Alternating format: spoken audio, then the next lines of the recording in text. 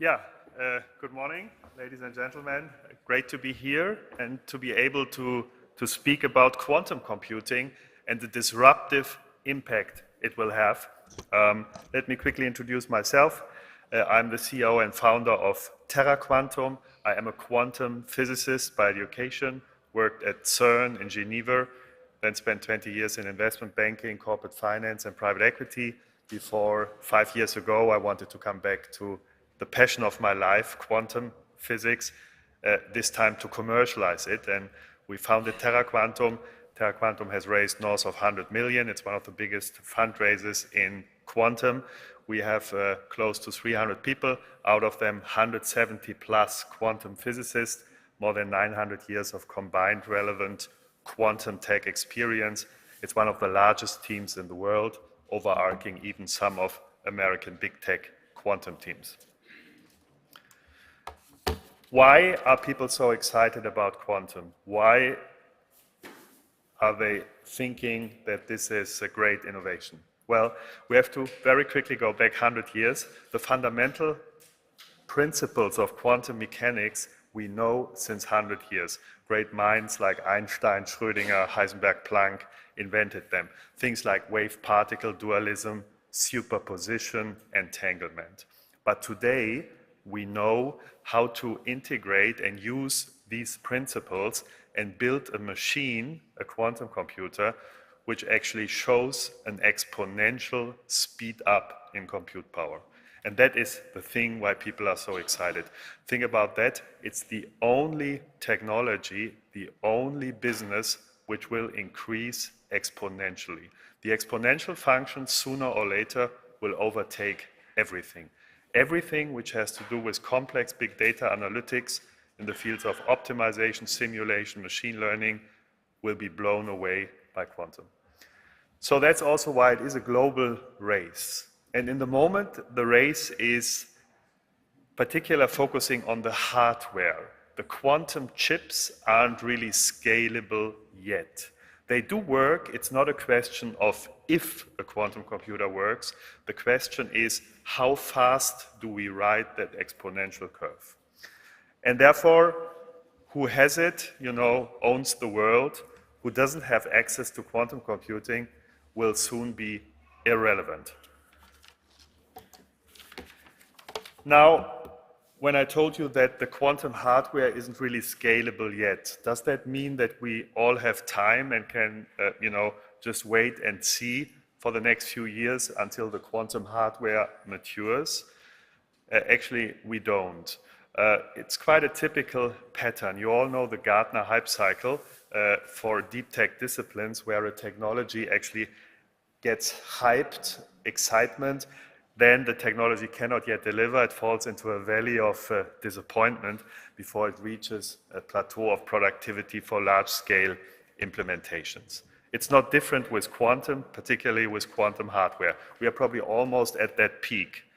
But we found a way, that's by the way unique, our USP at Terra Quantum, to not wait until the hardware is there, but to deploy quantum technologies already today. With a hybrid approach, we built the bridge over that valley.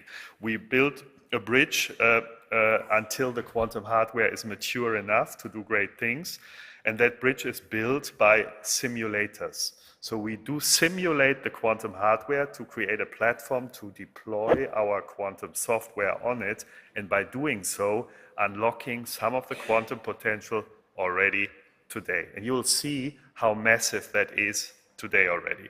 And that means there's a great performance opportunity out there for those who get there first, but then there's also a huge security threat. Not acting in quantum now is a decision in itself. So just very quickly on the opportunity, if you think, well, it's still far down the road. No, this figures here is what you can, just a few examples, what you can achieve with quantum in terms of business performance enhancement already today. For optimization, we get with these hybrid methods 15 and more than 15 times faster and more accurate solution in optimization situations. For machine learning, we have a 30% accuracy gain with even less data. And in simulation, think about drug simulation or something like this, up to 200 times faster than the best-in-class classical approach. That means that you can convert in big dollars. E.g., 2 examples for an US investment bank. We looked at their collateral portfolio. It's a mission-critical classical portfolio optimization algorithm, which they use. And we, by just transferring that one algorithm, a classical algorithm, into the quantum space, saved them $240 million on a recurring basis. That will be $1 billion with more mature hardware in the future. But why wait to get the billion if you can even today already get the 240 mil? For a European space company, aerospace company, we looked at their Earth observation satellites which cross the Earth and take pictures. A very complex algorithm where they try to maximize the revenue by selecting the picture requests they get.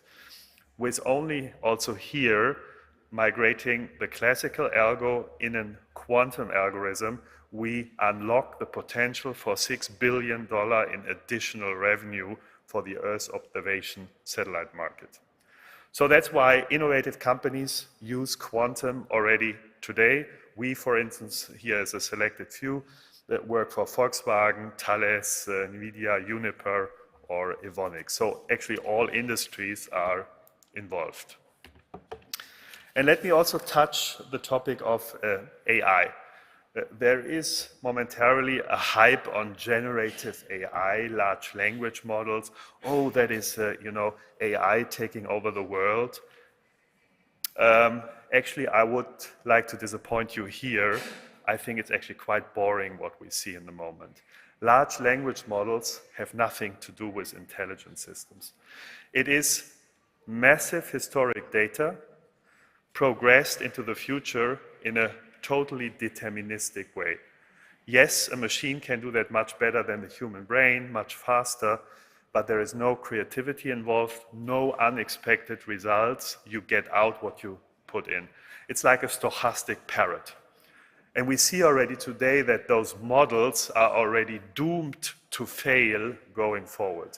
The inflation of parameters is absurd. The compute power you need can only be handled with quantum, and actually a technology or a theory which lives with an inflationary scenario of parameters is not a very nice kind of theory. Different is quantum AI. That is really the next level. I would say AI on a quantum computer is AI on steroids. Why is that? Yeah, there is the faster compute power of a quantum computer, but it's much more substantial. The underlying physics in its single event character of a quantum machine is non-deterministic, non-local, and non-causal. That means you put something into the machine, you get a result which is correct, you can check it, but you cannot exactly tell how the machine has calculated it. And secondly, there is the element of quantum randomness. So you might get an unexpected result. It's non-deterministic.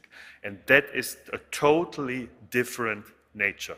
The kickstart of building quantum machines actually was started by a Nobel Prize winner of physics, Richard P. Feynman, who said, look, nature is quantum. We know that by now.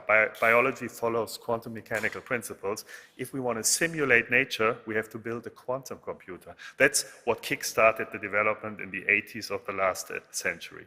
So therefore, stay tuned. Quantum AI is a game changer.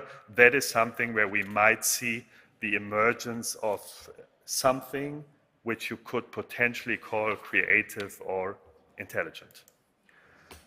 I'd now like to switch to the security side of things. And first I start with the threat, the security threat. You potentially know that every classical encryption code, everything you deal with in the digital space, is it financial transactions, emails, WhatsApp, whatever you can think of, is not quantum safe.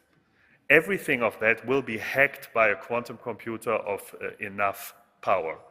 And it's not a question of if, again, it's a question when does that happen. And then here, and we showed and we did leading work here that the major two encryptions, classical encryption groups, symmetric and asymmetric encryption, are both not quantum safe. People might have heard here, especially out of the intelligence community, AES, Advanced Encryption Standard, it's not quantum safe. RSA, the Chinese recently did some work in showing that potentially you need much lower number of qubits to hack RSA. That's the basis for your credit card transactions. And SHA is the basic for the blockchain. Also these, the digital assets, are not quantum safe. So the threat is real, and again here you could say, well, look, the quantum hardware isn't powerful enough yet. Again, don't be too dramatic. We still have a few years' time to upgrade to a quantum secure world. Well, you should, if you have confidential data, do it today. Why is that? The day the quantum hardware is there, you are hacked. And you do not know, not every player on this earth is very transparent where they are in their current development of quantum chips.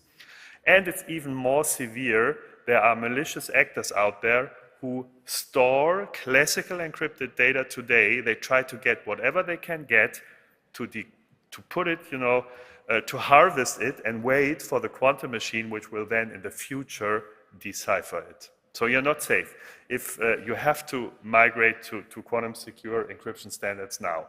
NIST, by the way, the American regulatory body, is governing this process towards a quantum secure world with two steps. The first one is called post-quantum cryptography, which is more a classical enhancement of encryption. The real Champions League is true quantum key distribution protocols.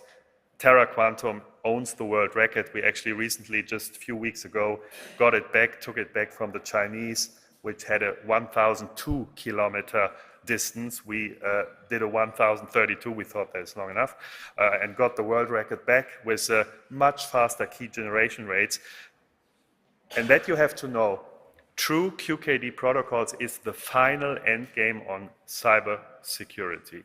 Once you have a fully quantum encrypted communication protocol, such as Terra Quantums, which we provide and implement today already via existing optical fiber infrastructures, will never ever be hacked again, even not from the strongest quantum machine.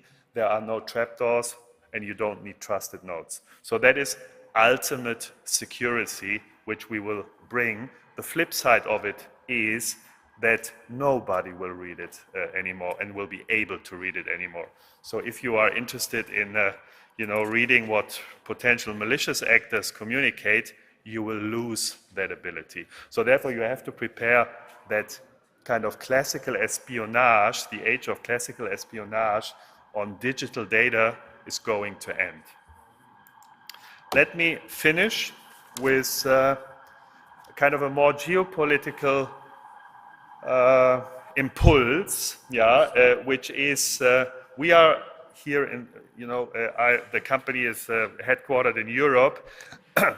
It's a global race between the US, Europe, and China.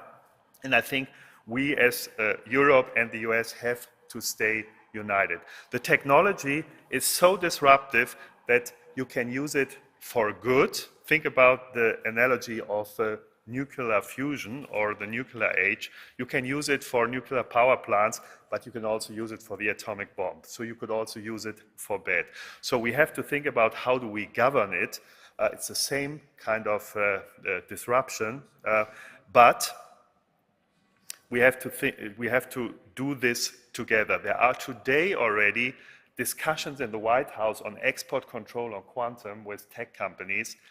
This involves also, I suppose, Europe, and that should not happen. We should not use this you know, in the Western world to, you know, do kind of geopolitical things here. We have to act together to make this technology work for the benefit of human mankind. Thank you very much.